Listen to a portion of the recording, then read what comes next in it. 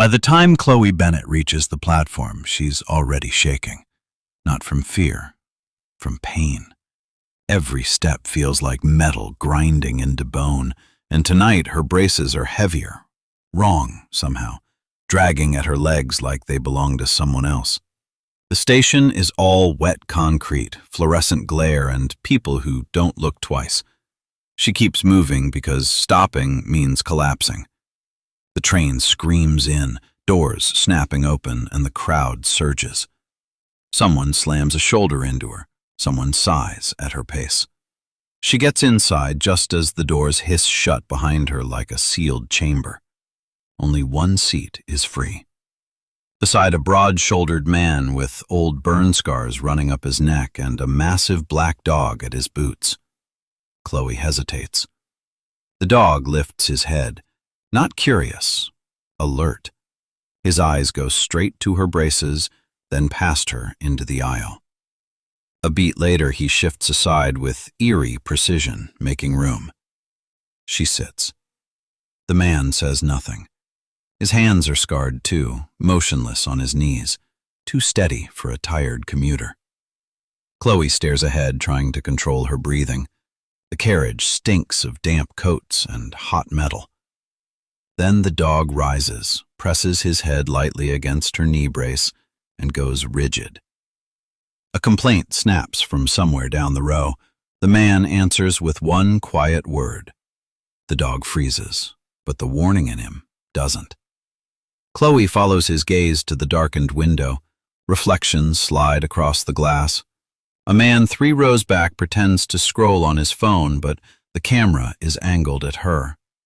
Near the doors, a suited passenger stands too still, shoes dusted with pale grit. A woman in red exits at the next stop and leaves her shopping bag behind. The scarred man finally speaks. "Were your braces serviced today?" Chloe turns, unsettled by the question. Before she can answer, a stranger brushes past her shoulder, and the smell hits. Sterile antiseptic. The exact scent still clinging to her braces from the clinic. The dog's ears pin back. The train plunges deeper underground. Lights flicker once, twice. Somewhere in the next carriage, a child starts crying. The man's posture changes almost invisibly, but the whole air around him hardens. Then Chloe looks down. Caught near the hinge of her right brace is a tiny red thread. Not fabric. A marker. Her pulse stutters. She reaches for it. The train slams into an emergency stop so violently that passengers pitch forward, screaming. Darkness floods the carriage. Phones tumble. Glass rattles. Someone starts praying. In the stunned black silence, the dog moves in front of Chloe with a low, savage growl. And in the reflection of the window, the scarred man sees it first. A handgun rising behind them. The train hits the brakes like it's been punched by God. Bodies slam forward, bags burst from the racks, phones skip across the floor. For one violent second, the carriage is nothing but screams, grinding steel, shattered balance. Then everything drops into a dim, red emergency glow. Chloe slips sideways, her bad leg folding wrong, but Daniel catches her before the brace twists. Fast, clean, no hesitation. One hand under her arm, the other already tracking the carriage. Rex surges up in front of her, teeth bare, body locked toward the connecting door. Someone pounds the sealed exit. Someone else starts filming. A baby wails 2 cars down. Then the first gunshots crack ahead. Not loud. Suppressed. Precise. Panic detonates. People duck, scream, crawl over seats. Daniel moves before the echo dies. He rips the emergency hammer loose, smashes the side panel, and kills the remaining lights. Darkness swallows the carriage. The shouting gets worse. Good, he wants it that way. "Stay with me," he says. Chloe tries. Pain shoots up both legs. Rex presses against her, forcing her forward as Daniel drags them low between seats. Through the chaos, voices cut closer from the next carriage. controlled, methodical. "Find the girl with the braces." Chloe freezes. Daniel turns, blade already in hand. "Show me your leg." "What?" "Now." He slices open the padding near the hinge of her right brace. Chloe gasps as metal peels back. Hidden inside is a narrow cavity. Nestled in it sits a sealed black wafer wrapped in polymer, marked with a black trident inside a circle. Daniel goes still for the first time. Chloe stares, breath gone. The clinic flashes back in shards, the distracted doctor, the extra sedation, the nurse who wouldn't meet her eyes, the strange weight she told herself was nothing. Her face empties. "They used me." Boots thunder closer. The door bursts open. Masked men flood the carriage, weapons up, scanning faces instead of wallets, bodies instead of bags.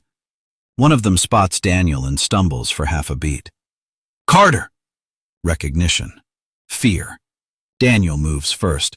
He hurls a fire extinguisher into the aisle, blasts white chemical fog into their faces, and the carriage becomes a blind maze. Rex launches low and savage, clamping onto a wrist. A gun skids away.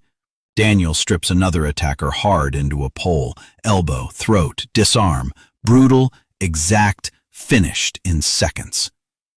Chloe doesn't run. She sees a maintenance label half torn beneath an advert panel. Service access. She jams her crutch through the sliding door rails just as another gunman tries to force through. The door locks crooked. He's trapped, half in, half out. A flashbang goes off in the next car. Daniel flinches, just once, but Chloe sees it. Smoke thickens. One dying attacker grabs Daniel's sleeve, blood bubbling at his lips.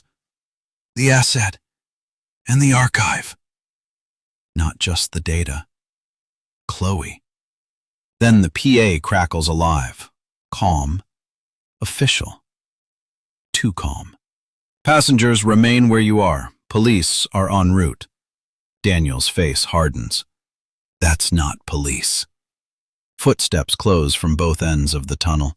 He rips open the maintenance hatch, shoves Chloe toward the black gap, and Rex dives in after her. Behind them, the voice on the speaker says her name. The hatch slams shut behind them, and the train vanishes like it was never real.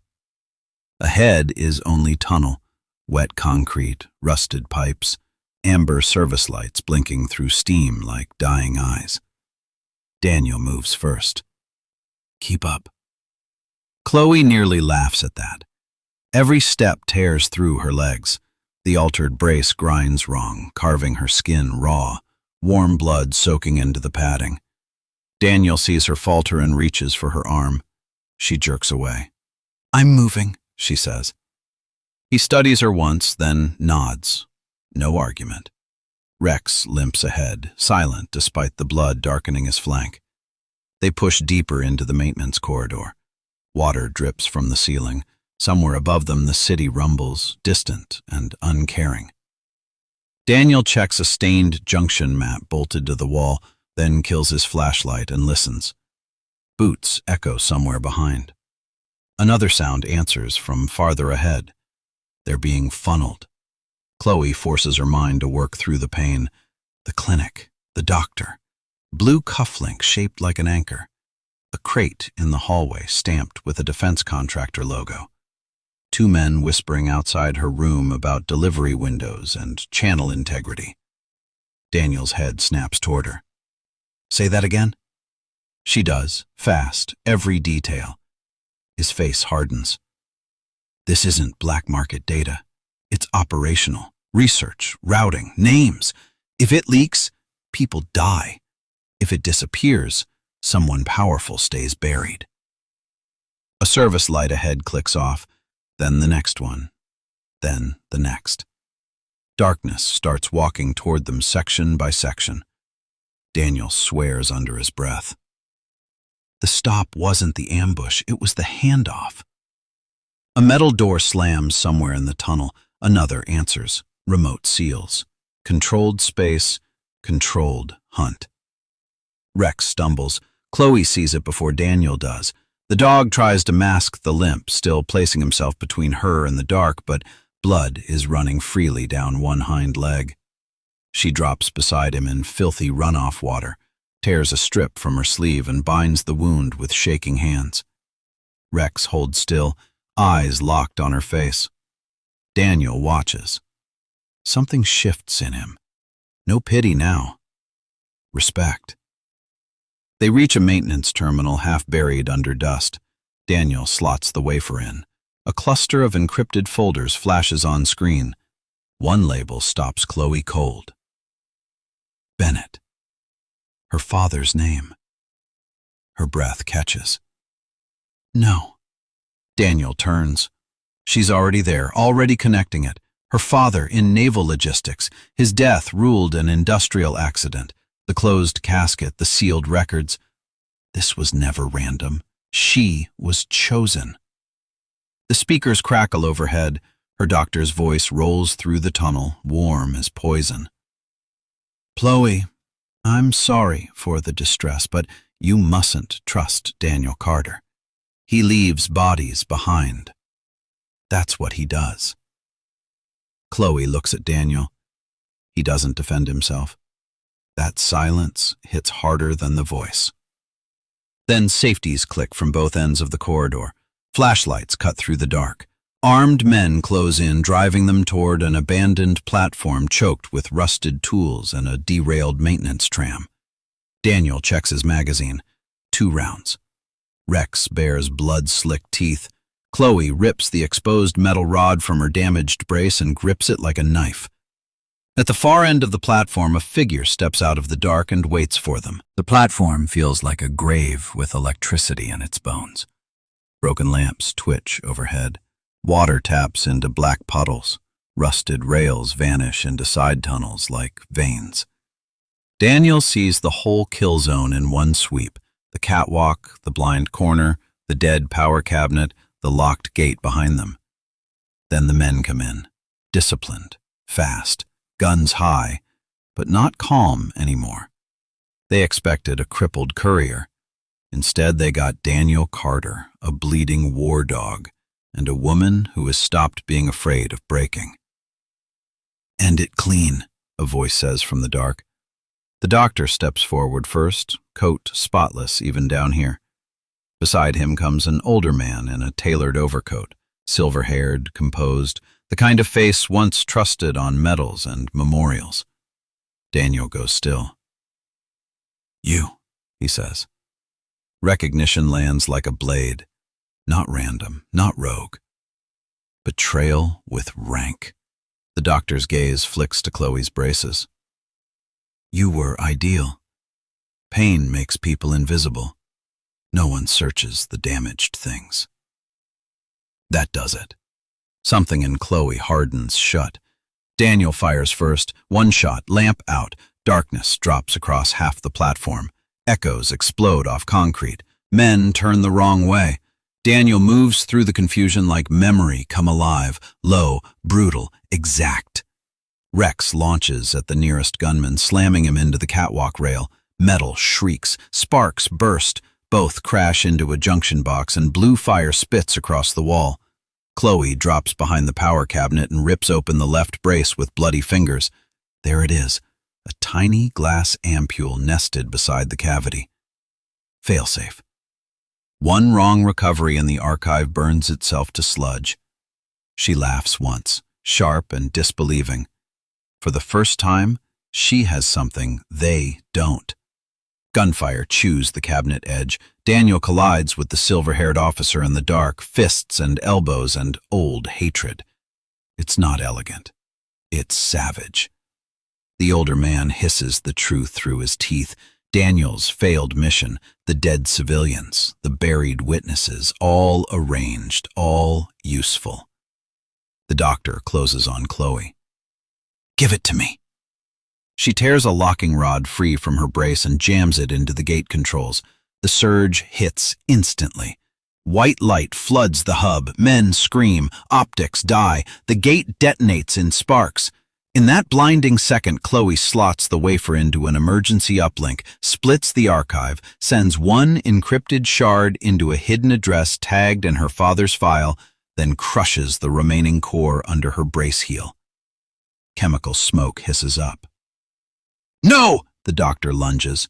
Rex reaches him first. By the time responders descend, the doctor is dead. Daniel is on one knee, and the older man is gone into the tunnels. At dawn, Chloe opens the transmitted file. Inside the surviving fragment is one final folder. Bennett, Chloe. Release date, July 14th, 2026.